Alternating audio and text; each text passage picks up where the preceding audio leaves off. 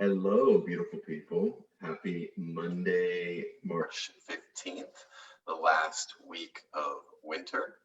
Solstice is coming this weekend, and I'm here with the incomparable and amazing Sarah Poet, and we would like to talk about diagnoses in teens and the impact of diagnoses. Sarah, how are you Yes, doing today? I'm really well. Thank you. It's good to be here with you and everyone. And I'm totally passionate about this topic. I'm making sure that we're live here on Facebook. Okay, great. We are. And there are already some folks watching. So hello. I know that this is such an important topic to so many people because our young people have rates of diagnoses that are pretty high. And so first of all, my heart just goes out to everyone watching who has a child that has learning differences, that has been trying to do the online school thing or the different school thing, maybe learning differences or social learning differences. It's got to be so hard this year for so many people. So the heart goes out, and I'm hoping that this conversation serves any and many and all who find it. So let's just begin with a little bit of a recap. I want to say that I have a master's in special education and then another master's in school leadership, and worked in special education, character education, innovative education, holistic education, and designed a high school that was private, therapeutic, residential for high school students with autism, with level 1 autism. And so my experience with special needs, and also looking at special needs as a heart and soul issue, and my experience with autism runs very deep. It's very near and dear to me. So that's where I'm coming from. Andrew, I'll let you do a little recap on your bio. Awesome. I have a PhD in philosophy of religion, and I've been teaching for basically 20 plus years at all levels. And I have seen the impact of diagnoses and just students with learning differences from the beginning, right? Because it's a significant percent of the population, and any teacher that is really attuned with their students at any level sees that there is a continuum on all issues, right? And those students who fall on the quote unquote outside of the range of normal end up with either diagnoses or not, but they struggle in various ways. And Right. so dealt with hundreds of students that have diagnoses in one form or another. Right. So I want to start by saying and acknowledging that diagnoses in and of themselves are not a bad thing. I mean, before special education law, different learners totally struggled and did not, fit in, did not get their needs met. So much of special education law was really important to get the individual education programs, the IEPs written, and students get modifications and accommodations now that allow them greater access to school content. So there's a lot of positive in that. In this series, we're talking about children, specifically teens, and identity formation. And so the process, what I've experienced time and again, is that process of going through the process to get a diagnosis, and then how does that diagnosis impact the identity and the identity formation of that individual from that time forward, is really important. And it's important to me today to talk to about how some of these diagnoses, I truly believe, are more a hindrance, or could be a hindrance, where maybe society doesn't understand some of these things, and these children who are boxed into a diagnosis actually have a lot of gifts to offer when we look at this diagnosis differently. There's a lot of potential, psychologically, like working through that as a family, and the stress of a diagnosis and all of that. So not to underplay any of that, but yeah, I want to open that up today. Yeah, I mean, like you said, hats off to everyone that's dealing with, special education, and individuals, teens and adults that are dealing with kids that fall outside of the, the bounds of finding success, clear success in our factory model of education, right? I mean, that's Thank you really for saying that.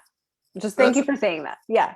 Factory model of education. Yeah. yeah, and That's this what we're is doing. nothing against any of the amazing public educators that are working their tails off. I mean, just working so hard, and are are in a system that is very difficult to honor individuality. And so we're really talking about our societal expectations, parental expectations that then become internalized expectations of not meeting, normality, right? And the challenges that come with that. And like you, I see diagnoses as a double-edged sword. And I think that sometimes diagnoses can be extremely helpful. They can be like, oh my gosh, like, all right, I just have this thing, right?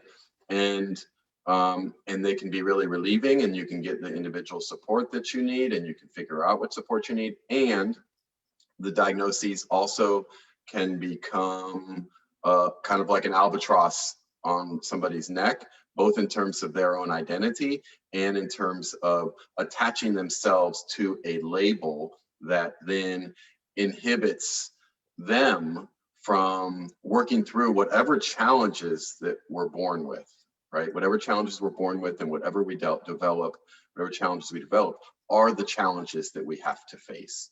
And the question is just, how do we face those, and whether diagnoses are helpful or not? And it's not like one can give a standard answer that the diagnosis is helpful or not. One needs like a lot of discernment and wisdom to figure out whether the diagnosis is actually helping or hindering the child's development. And I think the question is like, how deep is the level of attachment to the diagnoses that then becomes a form of a lack of self-worth, or a form of enabling, like, well, I have dyslexia, so I can't read, right? And so it's a very challenging and fluid line to find for parents and educators and teens about ways in which the labels are helpful and not helpful. Yeah. So I want to jump in with some anecdotal evidence here and stories. So in the private therapeutic residential school for male teenagers with level 1 autism. So it greatly affected their lives, but they were still high functioning. This is what we used to refer to as Asperger's. That's now a different diagnosis. So almost every single child that came into that school, and by the time you're in a residential therapeutic program, like, you've been through some stuff. There's family problems that couldn't be resolved in the home. Like, the child needs to be in a residential placement. Almost, I can think of one child who's the exception to this, but the children who arrived had a decreased sense of self-worth because of their diagnosis and because of how their families reacted to their diagnosis. So because there may have been family expectations that they would lead a certain life or achieve a certain way, or, grow up and get married and parent children in a certain way, adults had these expectations. And then as the child gained the diagnosis, the child had things like, emotional outbursts, like things that come along with the autism in this case, that they watched for a while the impact that this had on their family, on their parents. They had a sense of shame about them very, very often. And so much of what we were doing in that program, you actually worked there for a summer. I hired Andrew. So much of what we were doing there was building back up this sense of identity, which we were doing with mindfulness, with character building, with creating a sense of purpose, the things that we've been talking about in previous weeks. But this great sense of shame, unworthiness, rejection from the family. And that was a part of their identity. That was like what autism means to me, is that I'm rejected, I am outcast, whereas autism has so many brilliant qualities. And unfortunately, culturally, we're not leading with, wow, there are so many brilliant qualities of this. Let's find the strengths. So I think we've been doing this, collectively, um, with some harm in the past decades. And I think we're learning all the time, but to be communicating those strengths and having the children find what they believe this brings, their uniqueness brings to the world. It's really important. I feel I'm jumping ahead, so I want to give a pause there for you. Well, the formula is the same to me, regardless of who the human being is and what challenges they face. That is, honoring them as individuals, honoring their individual gifts, providing opportunities for success and development, and letting students, young people know that your challenges are your gifts, right? That there are deep gifts in what each of us have to offer, and finding and learning to give expression to and share those gifts are what needs to happen, regardless of what someone has, right?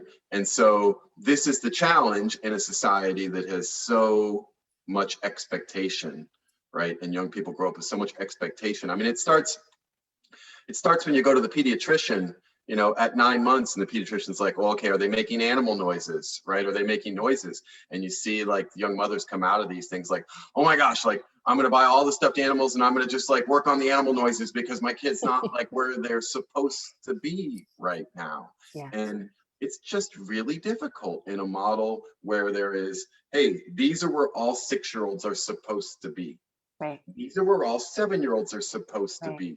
And then you go into the parent-teacher conference and you see what percentile your student is in relation to their peers on all of the different, spectrum. Yes. And, Yeah. and it's just, if we could just meet and honor kids where they're at and set up both family models and educational models that honor the differences and honor the uniqueness of each person and allow the student to develop at their own pace with careful, thoughtful guidance, right? Then Right.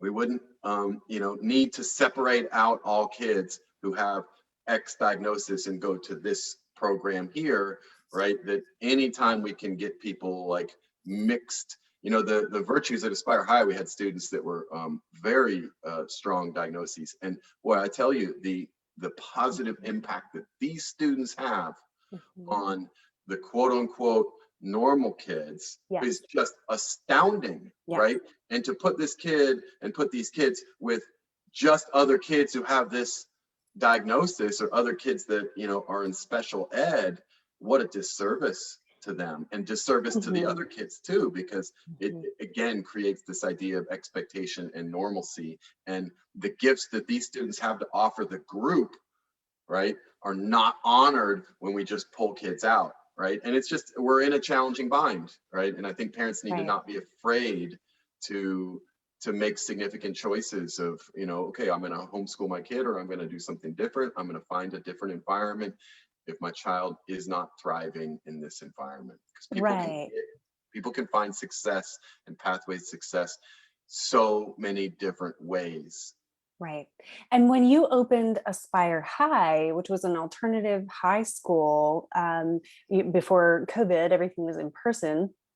And there were a lot of parents of individuals with these diagnoses coming to you. And you were saying to me, I didn't know I was opening a program for kids, with all these different diagnoses. But it was so wanted and so needed, because what you're citing as so important, like, let's get to know the children as individuals, let's let their strengths shine. You already called public education a factory model of education, and that model of education cannot support what you are naming. It can. And I believe, again, kudos to all of the educators who are just doing their best, because they wouldn't be there if they didn't care. I know my child's in a public charter in part still because he chooses to be. It's also a public charter where I used to work. And so I know that, in that model, they're doing the absolute best they can, right? Like their special ed department is so strong, and there's so much love for, just the right amount of intervention and keeping the kids in the classroom as much as they can. And we call it like pulling out or pushing in. And so there's so much great intention there. And the model is still the model. And if we are kind of factory schooling, I love that you just said that. That was like, you opened the gate of permission there when you said that. Then there's so much to manage, and everyone's on the same curriculum. And so there's not this space for individuals with differences to shine, let alone personality differences or uniqueness in general, regardless of diagnosis or no diagnosis. That model doesn't honor the heart and soul of the human, which is why I'm not there anymore. And there's only so many times that adults, by the time they get to be teenagers, there's only so many times adults can say things like, you're a unique gift. Your identity is not tied up with your grades, right? If teenagers and children in general, but it can be maybe disguised a little better before teenage years, but if they're not having experiences of success and building confidence through positive activities and experiences of affirmation, or valorization was the word I used previously, of their self, then the words are hollow, right? The words at a certain point become like, okay, they say these things and I still feel like a failure, right? So yeah, if one can separate the identity from the success, and one can identify the gifts separate from the success, great. And there have to be pathways to success for the kid. Otherwise, they just internalize that feeling of shame and lack of success and lack of worthiness. So that's the challenge, I think, for parents and educators, is to like, okay, how can I navigate this to find experiences of success? And it's such a difficult decision for parents to pull their kid out of school, because it's a big deal, right? I mean, it's like a huge deal, right? So I always say, look, if you can make it work there, if you can figure out how to separate these things and find, like, it's okay, maybe you're not going to be an A student, that's all right. Like, it's about, can you show up? Can you put your best effort in? Can you, and then can we find other areas, music, sports, hobbies, where you feel more alive and feel more validated in who you are? Then okay, that's great. And if it's not happening, then maybe you got to think about alternatives. Right. So dyslexia, for instance, I read a book, actually I can't remember the title right now. It's called like The Dyslexia Dilemma or something like that. And this academic at Duke wrote this book, and he culled all the research on dyslexia. And what he realized, and I was like, yep, this is right on, this accords with my experience. Dyslexia is actually just another name for reading challenges, right?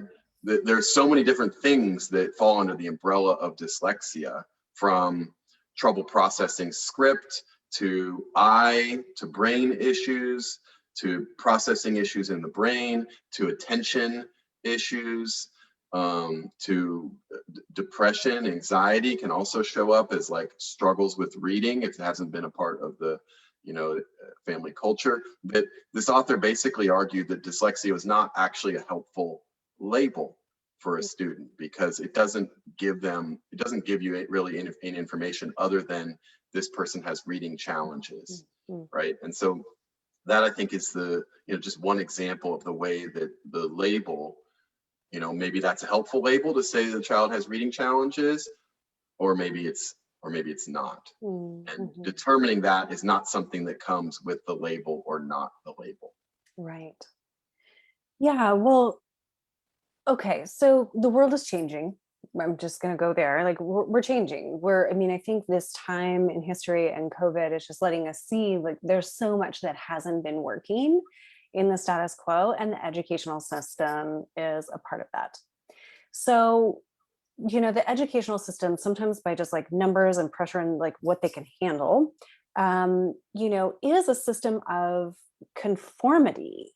It's like there's one way to do something there. And so I think, for parents of children with diagnoses, because, I've watched many parents with, struggle with the initial diagnosis. Well, what does this mean? Right. And then who are you asking? You're asking pediatricians, you're asking teachers, you're asking the experts that are in front of you and on your child's team. Like, well, what does my child need? All of those answers are pretty much going to come from, what's been tried so far. And I'm making like it's going to come from a box, right? It's going to come from like, well, what are the tools we've tried so far inside of the box that we have that says dyslexia or autism, right? Like here's our tried and true, not even tried and true, but our toolbox as far as like what society has come to know thus far. And I think one of the things I'm really called to talk about here is that there are so many limitations for that. And autism, I think, is the perfect example for this, because that diagnosis, in my opinion, here's what I want parents to hear. And I was sitting down and sort of like just kind of meditating and being in my heart with this before we started. And I was like, what would individuals with autism, if I could speak to what I've seen and heard, it's like these children with autism right now, they are they're on the front lines. They're on this like frontier of change. I really see this because the world is going to come to better understand autism and better understand the gifts of this neurological diversity, that within the conformity that society has been, looking, I'm going to go out there a little bit, Andrew, if you don't mind. We live in this like dimensional reality that you can see, in this third dimensional reality. And one of the things that my high school students with autism loved to talk about the most, these like very scientifically, mathematically inclined brains, they love to talk about multidimensionality as these, physical or like quantum physics concepts, right? And so here in the background, I'm like, wow, the convergence of science and spirituality. I was teaching mindfulness in, a non-spiritual way, of course, but we were looking at like how to access different consciousness and merging, if I'm, in my breath and body awareness, and like, this is the actualization of what we're talking about on this multidimensional level.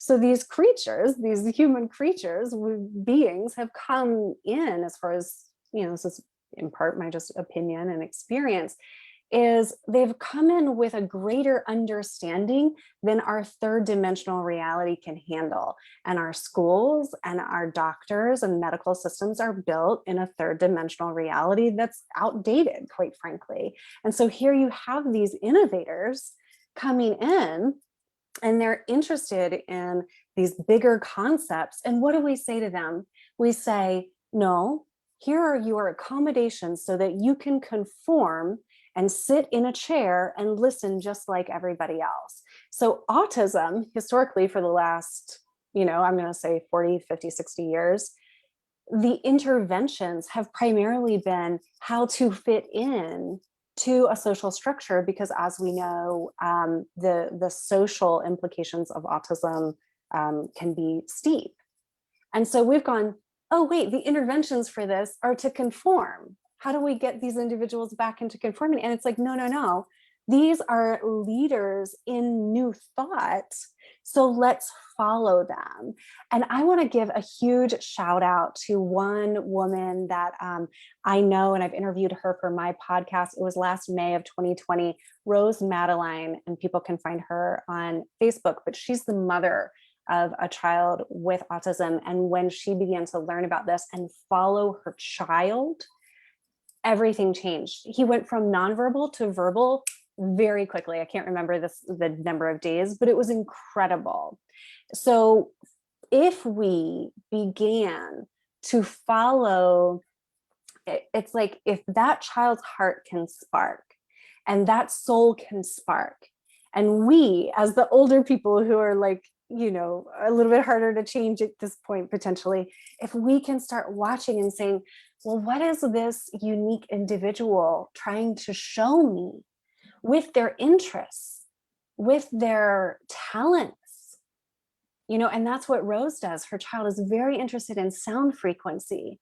And so she just gives him the equipment and says, teach me, teach all of us, right? And so his unique genius is really able to come out and thrive and shine. So maybe not every parent can take their child out of school and give them a lot of sound equipment, right? There's some privilege in that. But every parent can say, okay, all right, I see where I'm trying to maybe box you in.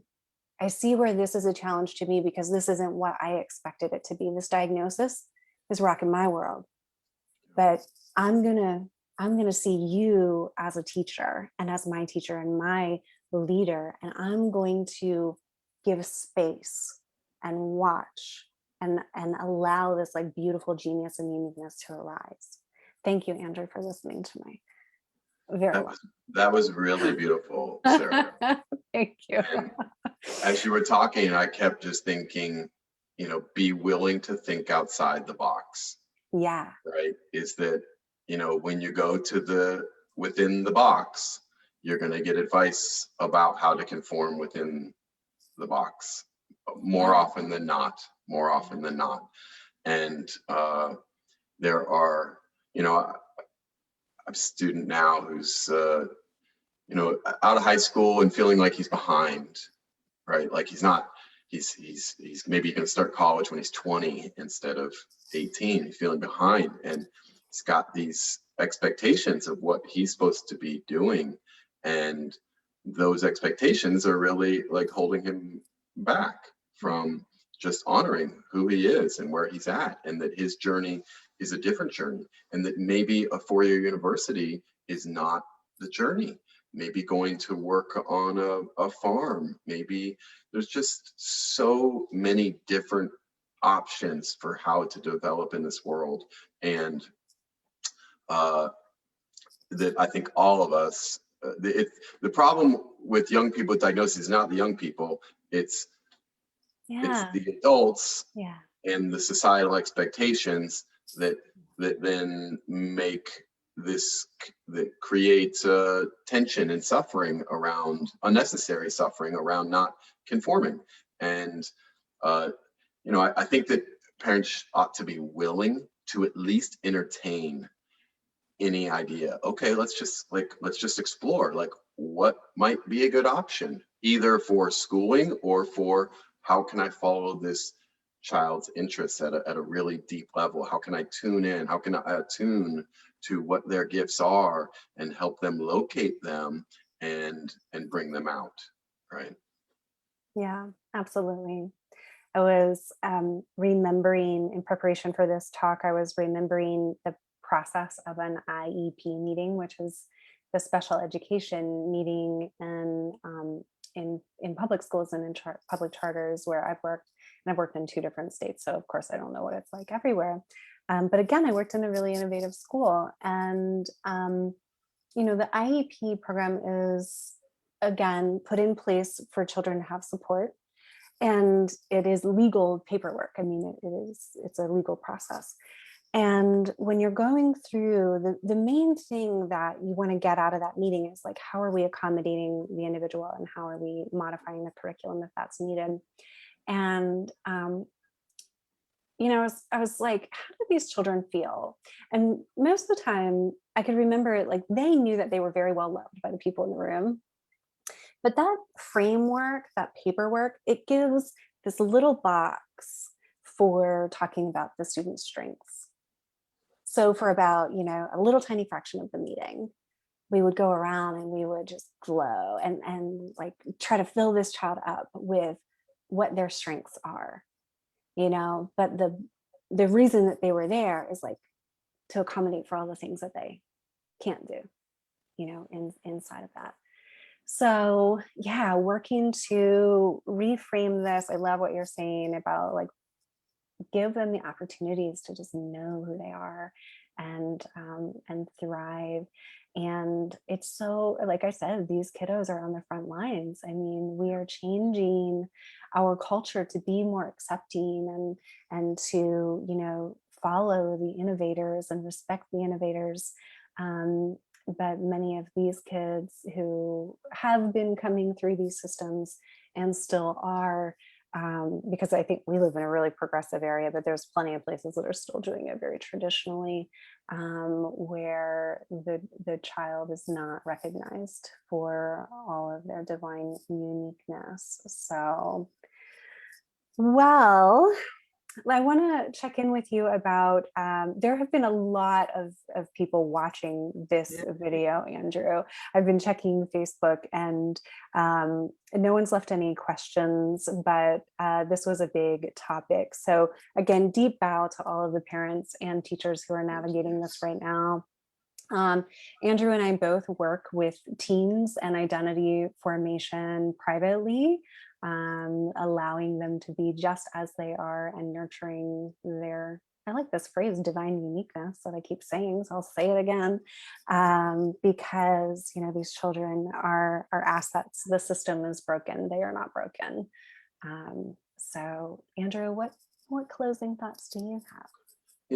One student that I'm mentoring, I'm playing tennis with this week, and then we'll do a little meditation after tennis. So just finding ways to connect and honor and nurture the development of young people is really a deep passion of mine, and honored to have that opportunity whenever it's bestowed upon me. And I take it with, deep humility and most seriously. So. Yeah. Andrews, I said it before, but you're one of the best educators I've ever seen. So thank you, Sarah. Yeah. Thank you everyone for watching. Andrew, it's good to be here. We have 2 weeks left, y'all. So come on back and contact us if we can be of support. Beautiful. Take care. Bye.